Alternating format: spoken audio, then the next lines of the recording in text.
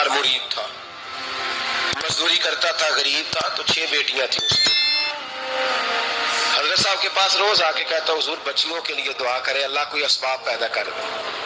ایک بچی کی شادی کا خرچہ 1000 دینار ہے اور میں غریب ہوں۔ حضرت صاحب دعا کر دیتے۔ خانقاہ شریف کے تھوڑے ہی فاصلے پر حضرت جہاں بیٹھ کے مریدوں کی تربیت کرتے تھے، اس سے تھوڑا ہی فاصلے پر نا ایک عیسائی رہتا تھا، بڑا مالدار تھا، بڑی سارے اونٹ، گائیں، بھیڑ، بکریاں رکھی ہوئی تھی، اور حضرت شرف الدین رحمت اللہ علیہ کی بڑی مخالفت کرتا تھا۔ اور یہ جو آپ کا غریب مرید تھا، یہ اس کا پڑوسی تھا، ایک دن بلا کے نا ان کو کہنے لگا کہ تو کدھر جا کے جو ہے وہ ٹکرے مار رہا ہے، وہاں سے کچھ نہیں ملنے والا، وہ تجھے کیا دیں گے جن کی خانقاہ خود چندے پہ چلتی ہے، مدرسہ چندے پہ چلتا ہے، مسجد چندے پہ چلتی ہے،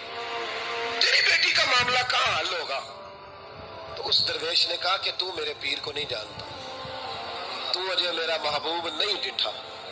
تو پتہ نہیں نا، تو اس رستے کا مسافر نہیں، تو نہیں جانتا، ان کا بس چلے نا تو وہ ہر قیمت میں میری بیٹیوں کی شادی کرا دے۔ اب وہ عیسائی تھا، کہنے لگا اچھا چلو ٹھیک ہے، اگر اتنی بات ہے نا تو جاؤ ان سے جا کے کہہ دو کہ 6 سال کے لیے میرے ساتھ معاہدہ کر لیں، تو میرے جانوروں کو چارہ ڈال دیا کرے، 6 سال ڈیوٹی کرے، میں 6000 دینار دے دیتا ہوں۔ وہ میرے ساتھ 6 سال میرے جانوروں کو چارہ ڈالے، رکھتے ہیں نا آپ چارہ ڈالنے کے لیے ایڈوانس پیسے دے کے،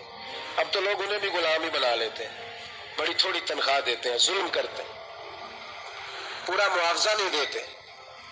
حضرت شیخ شرف الدین کے بارے میں وہ کہنے لگا جا اپنے پیر سے جا کے کہہ کہ میرے جانوروں کو 6 سال چارہ ڈالے، میں 6000 دے دیتا ہوں، تو جو کہتا ہے ہر قیمت پہ جانے کو تیار ہے۔ اس نے جب یہ بات کی تو مرید نے ناراض ہو گیا، وہ لڑائی ہو گئی، گریبان پکڑ لیا، جھگڑا ہوا، بات بڑی دور گئی۔ اس طرح کی بات کرتا میرے حضرت کے بارے میں، تیرے جیسے کئی میں وہاں کام پہ رکھا دوں۔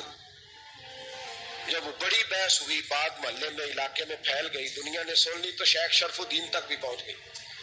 اس طرح جھگڑا ہوا ہے، لوگ سو گئے عشاء کی نماز کے بعد۔